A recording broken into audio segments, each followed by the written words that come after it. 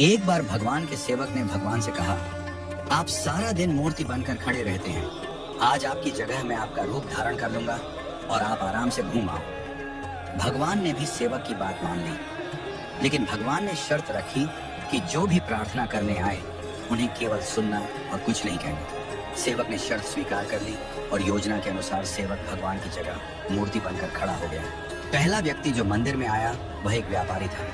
उसने भगवान से कहा, भगवान, मैंने नया कारखाना खोला है, कृपया उसे सफल बनाइए।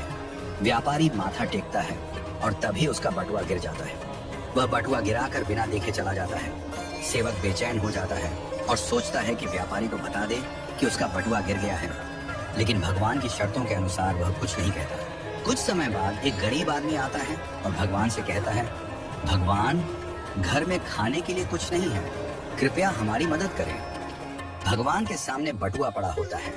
वह गरीब आदमी भगवान का धन्यवाद करता है और बटुआ उठाकर चला जाता है। फिर एक नाविक आता है और कहता है, भगवान, मैं 15 दिनों के लिए समुद्र की यात्रा पर जा रहा हूँ, कृपया मेरी यात्रा में कोई समस्या ना हो। ठीक उसी समय व्यापारी पुलिस के साथ आता है और कहता है, यह नाविक मेरा बटुआ चुरा कर भागा है। पुलिस नाविक को पकड़ कर ले जाती है। इस बीच सेवक बोल पड़ता है, बटुआ गरीब आदमी ने चुराया है। इसके बाद गरीब आदमी को पकड़कर जेल भेज दिया जाता है।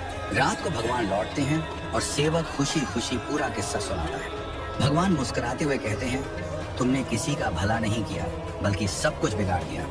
वे आगे कहते हैं, व्यापारी का बटुआ गिरना कोई बड़ा नुकसान नहीं था, वह गलत धंधा करता है, और अगर उसका बटुआ गरीब आदमी को मिल जाता तो उसके बच्चों को भोजन मिलता और उसकी परेशानियां दूर हो जाती। भगवान ने कहा, नाविक जिस यात्रा पर जा रहा था वहां एक तूफान आने वाला था। अगर वह जेल में होता तो उसकी जान बच जाती और उसकी पत्नी विधवा होने से बच जाती। भगवान ने यह भी कहा, कभी कभी जीवन में हमें समस्याएं आती हैं और हम सोचते हैं कि यह हमारे साथ ही क्यों हुआ, लेकिन हमें समझना चाहिए कि इसके पीछे भगवान की योजना होती है। भगवान ने हमें यह सिखाया कि जो भी होता है वह हमेशा अच्छे के लिए होता है, भले ही हमें वो समझ में ना आए। इस कहानी से यह शिक्षा मिलती है कि हमें भगवान पर विश्वास रखना चाहिए और जो भी घटनाएं घटित होती हैं उन्हें अच्छे के लिए मानकर स्वीकार करना चाहिए। भगवान की योजना हमेशा हमारे भले के लिए होती है और कभी कभी हमें उस योजना को समझने में वक्त लगता है। हमें हमेशा यह मानकर चलना चाहिए कि जो भी होता है वह हमारे भले के लिए ही होता है और हमें उसमें भगवान की मर्जी को स्वीकार करना चाहिए।